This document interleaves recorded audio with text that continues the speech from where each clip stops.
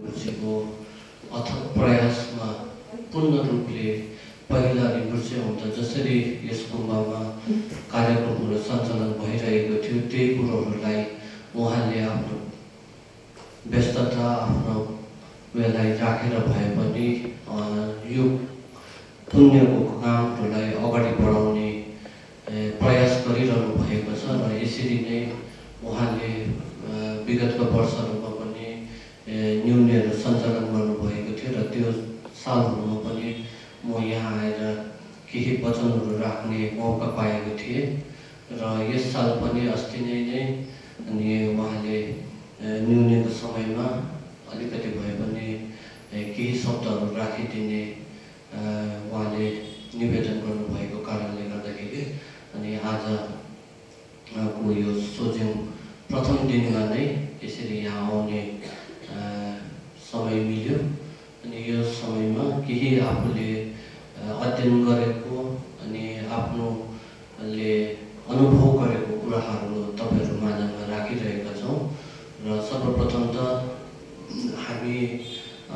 आफू स्वयंको परिचय दिनु पर्दाखेरि अब यहाँ हामीलाई नचिन्ने भन्ने कोही पनि छैन होला किनभने हामी पनि यही ठाउँदेखि हुर्केर हामी पनि यहीँबाट निक्लेको एउटा अहिले फल जस्तो हो किनभने आजभन्दा धेरै वर्ष अघि यहाँ महामहिम निवृत्तिको उपस्थिति हुँदाखेरि म स्वयं पनि एउटा त्यति बेला लामा नभइकन एउटा साधारण तपाईहरु जस्तो व्यक्तिको रूपमा मैले कार्पछिकीको न्युनेहरू यहाँनिर बस्न पाएको थिएँ र सायद त्यो समयमा यहाँ हाम्रो कालिम्पोङको आसिङ माथि होम्सको आसिङ हामी सायद यहाँनिर सँगै न्युने बसेको थियो जस्तो लाग्छ मलाई र त्यसरी हामीले पनि यो ठाउँदेखि एउटा पुण्यको बिउ रोप्ने समय पाएको थियो र त्यही पुण्यको कारणले आज हामीले अध्ययन गर्न पायौँ र आज अलिकति भए पनि बौद्ध दर्शनमा शिक्षा गर्ने पाउने अवसरहरू पाएर आज हामी यहाँ बसेर तल तपाईहरुलाई सुनाउनेसम्म चाहिँ हुन सक्यो र यो सबै श्रेयहरू आज हामीले गरेको पुण्य जन्मको कर्म पनि होला त्यसको साथसाथै आफूले गरेको कर्मको साथसाथै अब महामहिम हाम्रा पेनल गुरुजी उहाँको छत्र छायामा हामीले अध्ययन गर्न पायौँ त्यति मात्र नभएर त्यस समयमा अहिले यहाँका अघि आसिङले भन्नुभए जस्तै त्यस समयमा अहिले जस्तो यसरी प्रख्यात रूपमा बुझाउने कुरोहरूको धेरै कमी भएको समयमा यस गुम्बाको संस्थापक हाम्रो अति नै पूजनीय दिन्छिनी गुरुजीज्यूले त्यस समयमा पनि न्युनेहरू राखेर अनि सरल नेपाली भाषामा हामी नेपाली भाषी अनुयायीहरूको निम्ति साधारण रूपमा चाहिँ मानेको अर्थहरू र यो न्युनेको अर्थहरू त्यस समयमा बुझाइदिनु भएको कारणले गर्दाखेरि त्यति मात्रै नभएर त्यस्तो त्यो समयमा अहिले यो दिन्छिन सेरप छिलिङ गुम्बा हेर्दाखेरि यति बृहत छ र अहिलेको समयमा पनि हामीले यति ठुलो गुम्बाहरू खडा गर्नको लागि बनाउनको लागि कति साह्रो पर्छ भए तापनि त्यस समयमा कति गाह्रो थियो मान्छेलाई अहिले जस्तो हामी समाज पनि अहिले जस्तो सबै विकसित थिएन सबैलाई धन सम्पत्ति पनि अहिले जस्तो सबैमा प्रख्यात थिएन त्यस समयमा तर भए तापनि उहाँको एउटा धर्मप्रतिको करुणा प्राणीप्रतिको करुणाको कारणले गर्दा उहाँले यो एउटा धर्मको केन्द्र स्थापना गरिराखिदिनु भएको थियो र उहाँले नै सुरु गरिरहेको त्यो जुन चाहिँ कार्पछ्याके आठस्या न्युने राख्ने परम्परा थियो यो साखदावाको महिनामा त्यो अहिलेसम्म यसरी सुचारू रूपले चलिरहेको छ र यसलाई अझै निरन्तरता दिइरहनुपर्छ भन्ने सन्देश पनि दिन चाहन्छु र साथसाथै अब समयको अभाव पनि हुन्छ अहिले किनभने न्युनेको समयमा हामी खासमा चाहिँ न्युनेको समयमा चाहिँ एकदम समयलाई चाहिँ लिएर चल्नुपर्छ हामी अब पूजा कति बेला गर्ने कति बेला प्रवचन गर्ने कति बेला खाने कति बेला ब्रेक गर्ने यो समयको सारणी बनाएर चल्नु सक्यो भने चाहिँ हामीलाई सजिलो हुन्छ किनभने अब न्युने बसेको बेलामा जिउ थाकेको हुन्छ धेरै गाह्रो भइरहेको हुन्छ भए पनि अब यस्तो मौका फेरि नपर्ने भएको कारणले गर्दा छोटकरीमा केही शब्दहरू राख्न गइरहेको छु र सबैभन्दा पहिला चाहिँ अब न्युने भन्नाले अब हामी सबै प्राय न्युने बसिसकेकाहरू नै हुन्छन् र न्युनेको अर्थ हामीले बुझ्नु पर्दाखेरि चाहिँ न्यु भनेको हामी न्यु भनेको चाहिँ न्युसी भन्नु आफ्नो शरीरले चाहिँ कष्ट भोग्नुपर्ने आफ्नो शरीरलाई चाहिँ रोगी बनाउनु पर्ने आफू चाहिँ बिमारी जस्तो रोगी जस्तो भएर चाहिँ एक ठाउँमा साधना गरेर बस्ने जुन चाहिँ यो साधना छ त्यसलाई चाहिँ न्युने भन्छ हामी एकदम शरीर न्युसी गरेको हामी शरीरलाई चाहिँ रोगी बनाएर एकदम अस्वस्थ जस्तो भएर चाहिँ अनि एक ठाउँमा साधना गरेर बस्ने र अहिलेको समयमा हामी सुख चाहने मानिसहरू चाहिँ धेरै हुन्छ यो संसारमा सुख नचाहने भन्ने कोही पनि छैन अरे हामी मानिस मात्रै नभएर प्राणीदेखि भएको सबैले चाहिँ के को चाहना गर्छ भन्दाखेरि चाहिँ सुखको चाहना गर्छ र सुखको चाहना नगर्ने चाहिँ कोही पनि छैन र त्यो सुखको चाहना गर्नु चाहिँ सुखको चाहना गर्ने तर त्यो सुख पाउनेको उपाय चाहिँ हामी गर्नदेखि पछाडि बढ्दै रहेछ र त्यो सुख चाहना गरे अनुसारको त्यो सुख लिनको लागि चाहिँ हामीले के गर्नुपर्छ भन्दाखेरि चाहिँ दुःख गर्नुपर्ने रहेछ आजको दिनमा हामीले दुःख गरेको छौँ भने भोलिको दिन चाहिँ सुख पाउनु यो चाहिँ अब धार्मिक दृष्टिकोणले हेऱ्यो भने धार्मिक कुराबाट हेऱ्यो भने त कति गहन कुरा छ अब त्यो धार्मिक कुरालाई हामीले पढाइराखेर साधारण रूपमा हेऱ्यो भने पनि हाम्रो जीवन चलाउनुको निम्ति हामी एउटा यो संसारमा जन्म भइसकेपछि जीवन चलाउनुको लागि साधारण रूपमा हेऱ्यो भने पनि हामीले सुख पाउनको लागि के गर्नुपर्छ भन्दा दुःख गर्नुपर्छ यो हामीले भगवान बुद्धले बताएर मात्रै भएको कुरा हो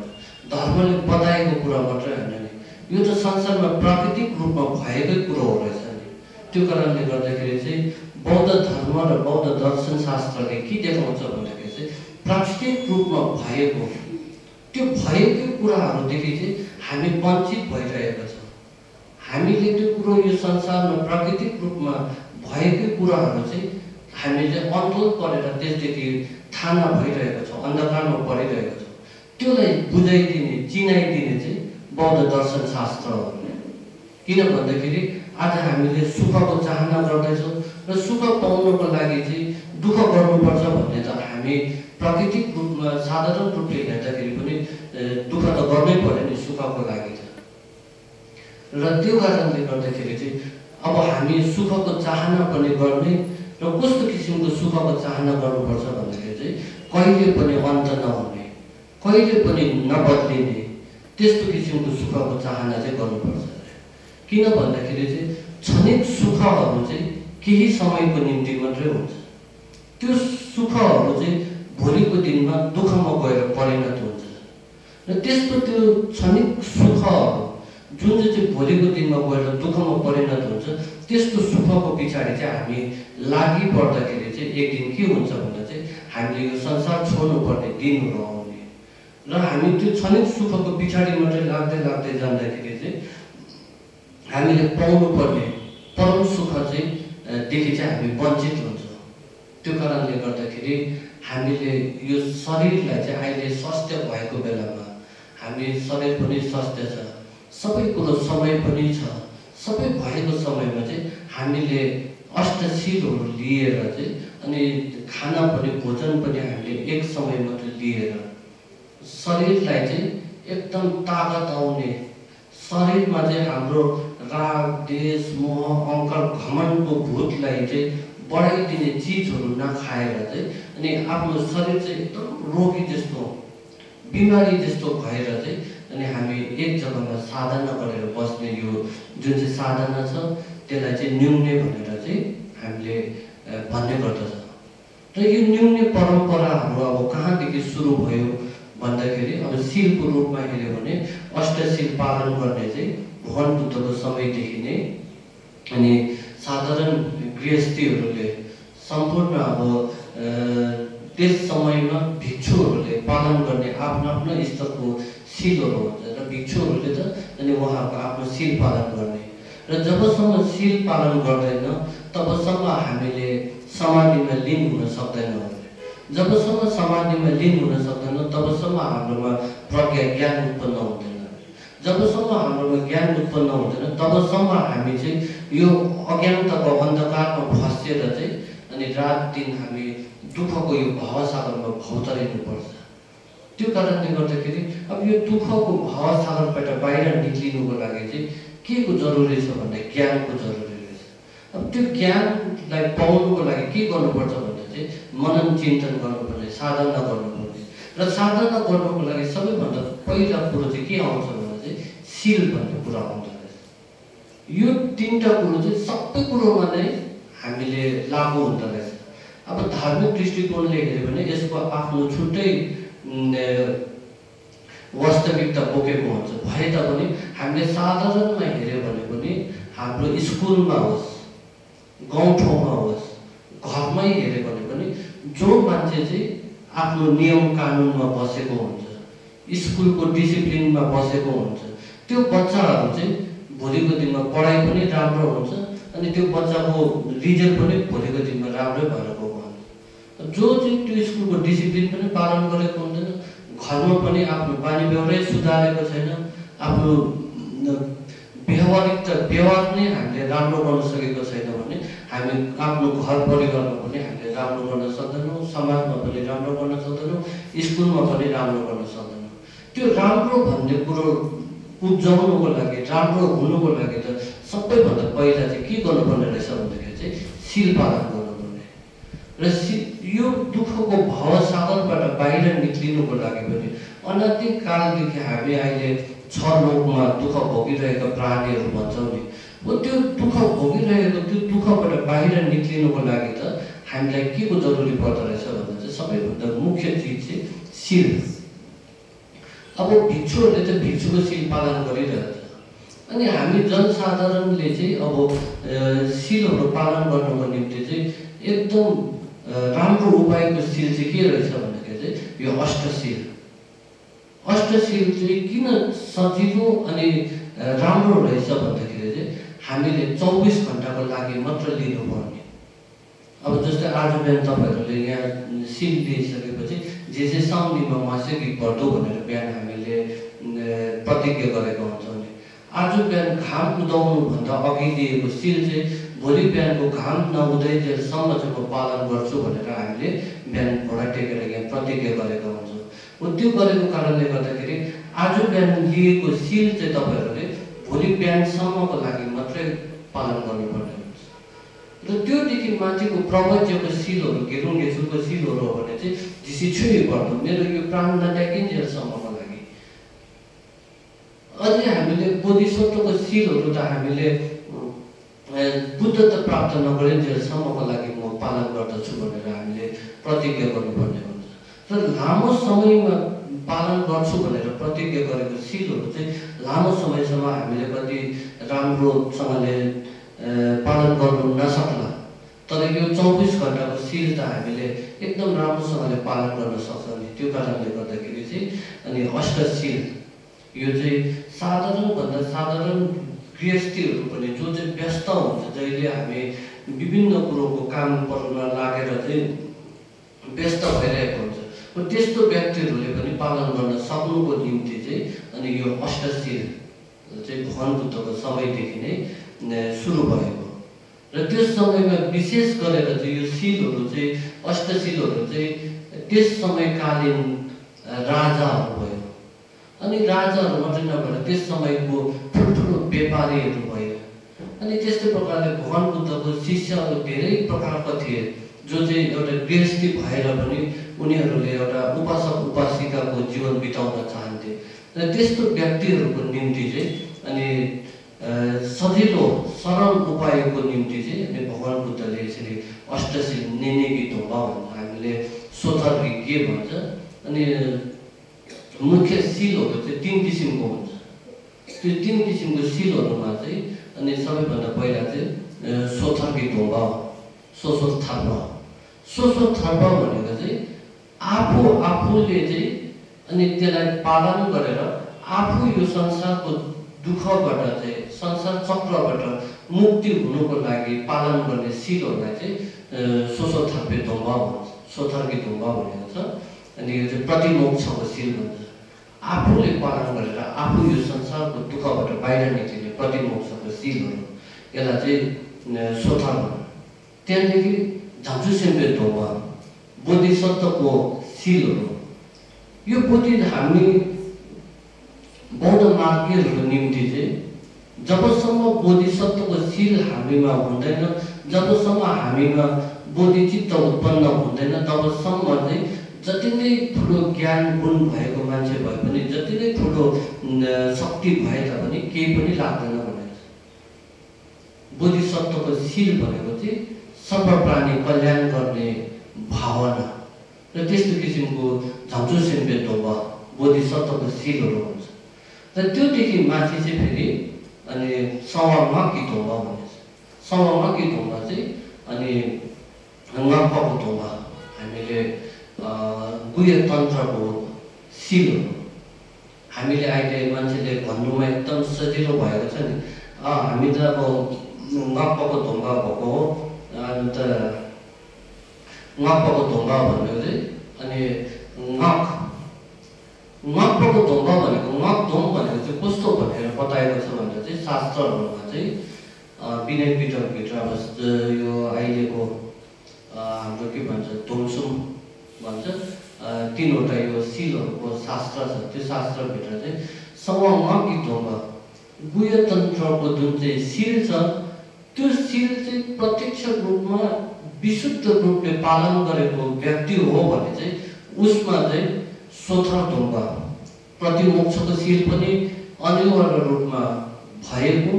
अनि झाम्सु सेम्पे ढुङ्गा बोधिसत्वको सिल पनि प्रत्यक्ष रूपमा भएको र यो तीनटै प्रतिमोक्षको सिल, बोधिसत्वको सिल अनि यो गुह्य तन्त्रको सिल चाहिँ प्रत्यक्ष रूपमा चाहिँ पूर्ण रूपले भएको हुन्छ भनेर चाहिँ बताएको छ।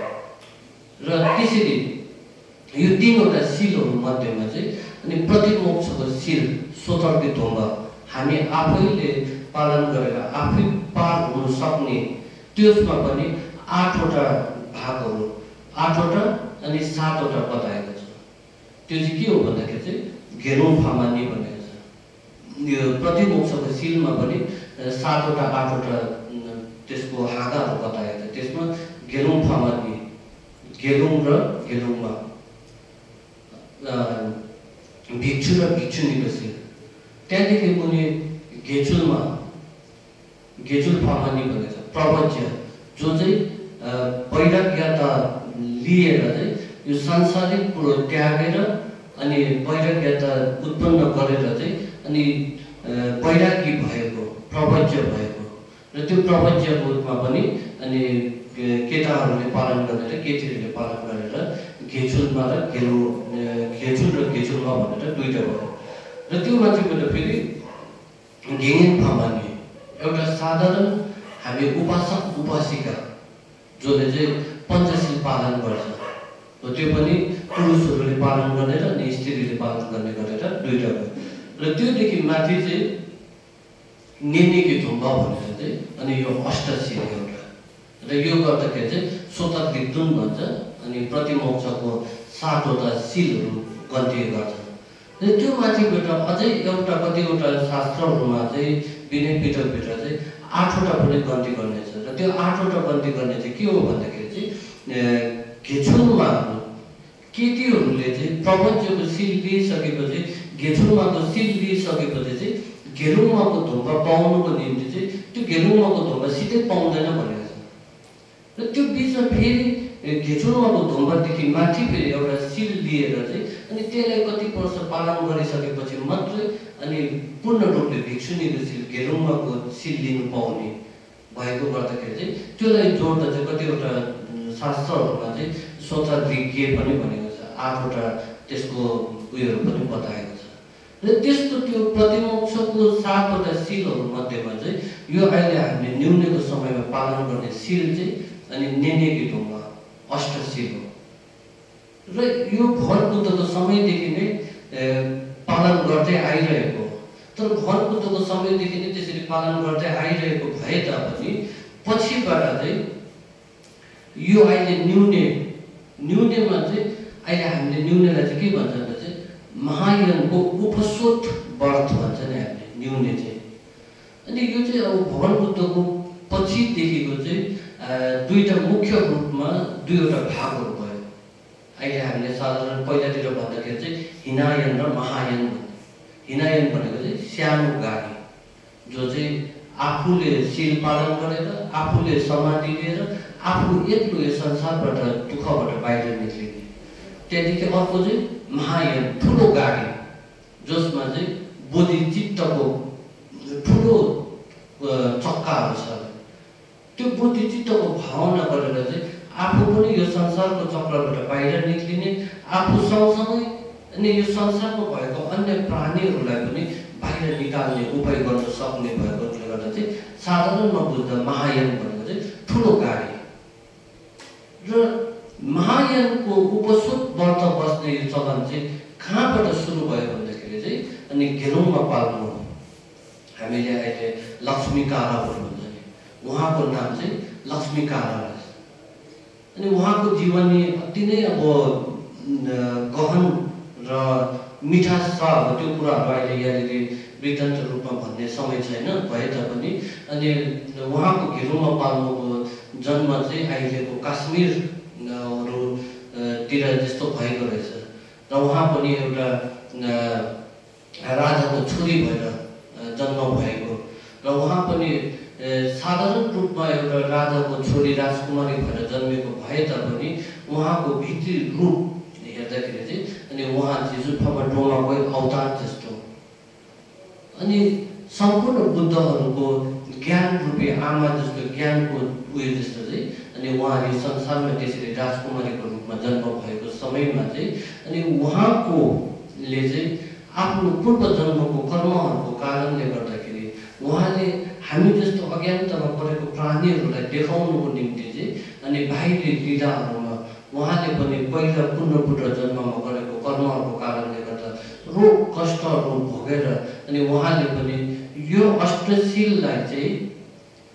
भगवान बुद्धको समयदेखि पालन गरेर आएको अष्टशीललाई चाहिँ त्यसरी नै शील लिएर चाहिँ अनि त्यो समयमा चाहिँ उहाँले चाहिँ त्यो अष्टशीललाई लिएर मात्रै नभएर चाहिँ अनि भवचेरे चाहिँ अहिले हामीले न्यूनेको समयमा साधना गर्ने आर्य अवलोकितेश्वर जो 11वटा शिर भएको 1000वटा हात भएको आर्य अवलोकितेश्वरको चाहिँ साधना गरेर चाहिँ विधि यो अहिले हामीले महायान उपसोधको यो जुन चाहिँ न्यूने बस्ने चलन छ त्यो चाहिँ त्यहाँदेखि सुरु भएको। घेरुङमा पाल्नुले चाहिँ अनि उहाँले 11वटा शिर भएको 1000वटा हात भएको भवचेरेजीको साधना गरेर त्यो शिल मात्र लिएर नभएर चाहिँ शिल लिएर अनि त्यो साधना पनि गरेको कारणले गर्दाखेरि चाहिँ अनि उहाँ यो संसारको दुःखबाट मुक्ति भएको कथाहरू उहाँको जीवनहरू अति मिठो छ। र त्यो समयदेखि उहाँदेखिको चाहिँ अनि धारावाहिक रूपको गुरुहरूबाट बढ्दै बढ्दै बढ्दै आएर चाहिँ अनि यो न्यूने महायान उपसोधको व्रत चाहिँ त्यसरी सुरु भएको। र पछिबाट आउँदाखेरि चाहिँ अब घेरुङमा पाल्नुदेखि तल बढ्दै बढ्दै आउँदाखेरि चाहिँ तल आइपुग्दाखेरि चाहिँ धाराहरू धेरै छुट्यो। त्यहाँदेखि फेरि आफ्नो आफ्नो गुरु परम्परा अनुसारको धाराहरू छुट्टिँदै गयो। तर जति नै धारा छुटेर गयो पनि महायान उपसोधको यो न्यूने चाहिँ सुरु चाहिँ टुप्पो मेन खोज्नु पऱ्यो भने चाहिँ मेन सोर्स चाहिँ खोज्नु पऱ्यो भने चाहिँ घेरुङमा पाल्नुदेखि नै बगेको हुन्छ जुनै धारावाहिक रूपको गुरुहरूको न्यूने भए तापनि। र त्योदेखि तलबाट आएपछि चाहिँ अनि आफ्नो आफ्नो धारावाहिक रूपको गुरुहरूले आफ्नो परम्परा अनुसारले चाहिँ न्यूनेहरू गर्दै गए। र अहिले यहाँनिर चलिरहेको न्यूने चाहिँ अब पहिलादेखिको नै परम्परा हाम्रो टुप्पा ढुङ्गुर्छे ज्यूको परम्पराको न्यूने हो। र त्यस्तै प्रकारले झेटो ढुङ्गुर्छेको परम्पराको छ, झ्याम्याङ पोल्डो ढुङ्गुर्छेको परम्पराको छ, अहिले पहिलो छाउमै ढुङ्गुर्छेको परम्पराको न्यूनेहरू छ। र यो न्यूने साधारणहरू चोथुले छेउको परम्पराको न्यूनेहरू छ। र यो न्यूनेको साधनाहरू चाहिँ बस्ने छोगाको साधनाहरू चाहिँ विभिन्न थुप्रो छ। न्यूनेको प्रकारहरू भए तापनि जुनै न्यूने बसे तापनि मुख्य त्यो धारा चाहिँ कहाँबाट नै बगेको भन्दा चाहिँ घेरुङमा पाल्नुदेखि नै बगेको हुन्छ। र बस्ने तरिका पनि जुनै साधनाको न्यूने बसे तापनि पालन गर्नुपर्ने अष्टशील नै हो। हामीले पालन गर्नुपर्ने सबै कुराहरू त्यही रहन्छ र त्यो छोगाहरू पढ्ने तरिकाहरू पढ्ने र अलिअलि तलमाथि भए तापनि प्राय सबै एउटै प्रकारले चाहिँ सञ्चालन हुने हुन्छ। र त्यसरी यो न्यूनेको प्रथा चाहिँ चल्दै आएको। र त्यसमा पनि अब अहिले यो सागा दावामा चाहिँ अनि कापु छ्यागे भनेर अब पहिलादेखिको यो चलनमा आइरहेको चाहिँ किन भन्दाखेरि चाहिँ अब सागा दावामा चाहिँ हामीले यो अति नै पवित्र महिना मान्छ। र यसमा पनि हामीमा अब कतिजनामा दुई मतहरू छन्। मान्छेले के भन्छ भन्दाखेरि चाहिँ अब सागा दावा भनेको के हो भन्दाखेरि चाहिँ कतिले फेरि सागा दावा भनेको चाहिँ भोटेहरूको बुद्ध जयन्ती हो अरे भन्छ फेरि। अन्त हाम्रो तामाङहरू हाम्रो नेपालीहरूको बुद्ध जयन्ती चाहिँ अस्तिको त्यो 12 तारिकको बुद्ध जयन्ती मानेको अरे। अब सागा दावा भनेको चाहिँ भोटेहरूको बुद्ध जयन्ती हो अरे भन्ने हाम्रोमा त्यो खालको दिमागमा पनि बसेको छ। र यसमा चाहिँ हामी के एउटा क्लियर हुनुपर्छ भन्दाखेरि चाहिँ सागा दावा भनेको चाहिँ के हो भन्दा चाहिँ सागा भन्ने चाहिँ एउटा ताराको नाम हो जो चाहिँ ब्रह्माण्डमा अहिलेको समयमा उदय भएको हुन्छ। र पहिलाको समयमा अहिले हामीले अब बारहरू भन्यो जति पनि महिनाहरू छ यो सबै चाहिँ माथि आकाशमा भएको ब्रह्माण्डमा भएको ग्रहहरूको नाम अनुसारले हाम्रो बारहरू राखेको हुन्छ नि। त्यो ग्रहहरूको स्थिति अनुसारले चाहिँ अनि महिनाहरू छुट्याएको हुन्छ। र यो चन्द्रपात्र अनुसारले चाहिँ टिबेटी यो चन्द्रपात्र जुन चाहिँ छ यो अनुसारले चाहिँ सागा भन्ने उयो चाहिँ त्यो तारा चाहिँ अहिले उदय भएको हुन्छ। र त्यो तारा उदय भएको समयलाई चाहिँ सागा दावा भनेर चाहिँ त्यो तारा उदय भएको महिनालाई चाहिँ अनि सागा दावा भनेको रहेछ। अनि त्यो सागा भन्ने चन्द्रमा चाहिँ कहिले उदय भयो त्यो तारा चाहिँ कहिले उदय भएको थियो अरे भन्दाखेरि चाहिँ भगवान बुद्धको जन्म भएको र भगवान बुद्धले ज्ञान प्राप्त गर्नुभएको र भगवान बुद्धले महापरिनिर्वाण प्राप्त गर्नुभएको महिनामा चाहिँ अनि त्यो सागा भन्ने तारा उदय भएको कारणले गर्दाखेरि चाहिँ चन्द्रपात्र अनुसारले चाहिँ भगवान बुद्धको जन्म कहिले भएको थियो, उहाँको परिनिर्वाण कहिले भएको थियो, उहाँको ज्ञान कहिले प्राप्त गर्नुभएको थियो भन्दाखेरि चाहिँ सागा त्यो चन्द्रमा उदय भएको महिनामा भन्दाखेरि चाहिँ अनि त्यो चन्द्रपात्र अनुसारले चाहिँ ती पवित्र दिवस जो हामीले अस्ति 12 तारिक मनायो नि बुद्ध पूर्णिमा भनेर, वैशाख पूर्णिमा भनेर, जुन चाहिँ अति नै महत्त्वपूर्ण छ। किन भन्दाखेरि यो संसारमा चाहिँ भगवान भन्ने अनि महान व्यक्तिहरू त्यस्तो किसिमको पुरुषहरू महापुरुषहरू चाहिँ यति धेरै जन्म भएको छ। अहिले सबै धर्मको संस्थापकहरू भनौँ न, अब हामीले क्रिस्चियनको अब संस्थापक गुरुको रूपमा हेऱ्यो भने अनि जिजस क्राइस्ट पनि यो संसारमा आउनु भएको र त्यस्तै प्रकारले मुस्लिम धर्मको संस्थापक मोहम्मद पर्फेक्ट उहाँको पनि जीवनी छ, उहाँ यो संसारमा आउनु भएको र त्यस्तै प्रकारले गुरु नानकहरू भयो सिख धर्मको र विभिन्न धर्मको आफ्ना संस्थापकहरू चाहिँ विभिन्न गुरुहरूको महान व्यक्तिहरूको यो संसारमा आगमन भएको थियो। भएको भए तापनि भगवान बुद्ध एकमात्र यस्तो व्यक्ति हो जसको चाहिँ आफ्नो जीवनको 3वटा ठुलो घटनाहरू चाहिँ एकै दिनमा घटेको थियो। भगवान बुद्धको जन्म कहिले भएको थियो भन्दाखेरि चाहिँ भगवान बुद्धको जन्म चाहिँ वैशाख पूर्णिमाको दिनमा भएको थियो र भगवान बुद्धले लुम्बिनीमा जन्म पनि वैशाख पूर्णिमाको दिनमा लिनु भएको थियो र उहाँले बोधि ज्ञान चाहिँ कुन दिनमा प्राप्त गर्नुभएको थियो भन्दाखेरि त्यही वैशाख पूर्णिमाको प्रथम पहरको बिहानमा चाहिँ उहाँले त्यो बोधि ज्ञान प्राप्त गर्नुभएको थियो र उहाँको महापरिनिर्वाण उहाँ कुशीनगरमा बित्नु भएको दिन पनि कुन चाहिँ हो भन्दाखेरि चाहिँ वैशाख पूर्णिमाको दिनमा नै उहाँ बित्नु भएको थियो। र हामी त्यस्तो साधारण मान्छे जस्तै अब हामीले साधारणमा हेऱ्यो भने चाहिँ म मेको 1 तारिक जन्मेको मान्छे भने मेको 1 तारिकै जन्म पनि भएको, मेको 1 तारिकै ज्ञान पनि प्राप्त गरेको, मेको 1 तारिकै मर्नु भनेको त त्यो हुनै नसक्ने कुरा हो नि। हामी साधारण मान्छेहरू त जन्मेको दिन र मर्ने दिन त हामी एउटै दिनमा मर्ने भनेको धेरै कम्ती हुन्छ। भनेपछि भगवान बुद्धको जीवनमा चाहिँ सानो सानो कुरा होइन नि। हामी मानव भगवान बुद्धको जन्म लुम्बिनीमा हुनु भनेको नै मानव मात्रको कल्याण हुनुको निम्ति। आज हामीले भगवान बुद्धको जन्म भएको लुम्बिनीमा भनेर हामी बुद्धिस्टहरूको लागि, बौद्ध मार्गीहरूको लागि, हामी बुद्ध धर्म मान्नेको लागि मात्रै भगवान बुद्धको जन्म भएको थिएन। भगवान बुद्धले दिएको शिक्षाहरू त जसले मलाई मान्छ, जसले मलाई मान्छ उसको लागि मात्रै हो भनेर भगवानले कहिले पनि भन्नुभएको छैन नि। जसले मैले दुःख सबैलाई एउटै हो, त्यो दुःखबाट निक्लिनु चाहने जो छ ऊ चाहिँ मैले देखाएको बाटोमा हिँड भनेको छ नि भगवान बुद्धले। मलाई मान, म दिमागमा यो दुःखबाट निकालिदिन्छु कहिले पनि भनेको छैन नि। त्यो कारणले गर्दाखेरि चाहिँ भगवान बुद्धको ज्ञान पनि त्यही दिनमा प्राप्त गरेको। त्यो 3वटा महान उहाँको जीवनको घटनाहरू चाहिँ एकै दिनमा घटेको वैशाख पूर्णिमा। र हामीले यो सूर्य पात्र अनुसार भनौँ, हामीले सोलर क्यालेन्डर भन्छ नि, यो अहिले हामीले गन्ती गर्ने यो अनुसारले चाहिँ अनि भगवान बुद्धको यो त्रिपवित्र दिवस चाहिँ कहिले पर्छ भन्दाखेरि चाहिँ हामीले अहिले नेपालीमा वैशाख पूर्णिमा भन्छ नि, वैशाख पूर्णिमामा नै भएको हो रहेछ। अनि यसको चाहिँ अनि त्यसो वैशाख पूर्णिमामै भएको हो भने चाहिँ अनि सागा दावा चाहिँ 1 महिना पछाडि कसरी गयो त भन्दाखेरि चाहिँ यो क्यालेन्डरको फरक हो रहेछ। अब यसमा विश्लेषण गर्ने तरिकाहरू थुप्रो छ। पहिला एकजना मान्छेलाई सोधेछ अरे क्या, यो सागा दावा र बुद्ध जयन्ती चाहिँ किन अलग अलग भएको, सागा दावा चाहिँ किन 1 महिना पछाडि भएको भने, अन्त त्यो मान्छेले चाहिँ के भनेछ अरे भन्दाखेरि चाहिँ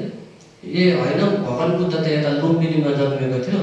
अब पहिलाको जस्तो फोनहरू थिएन अरे त्यति बेला खबर पठाउने,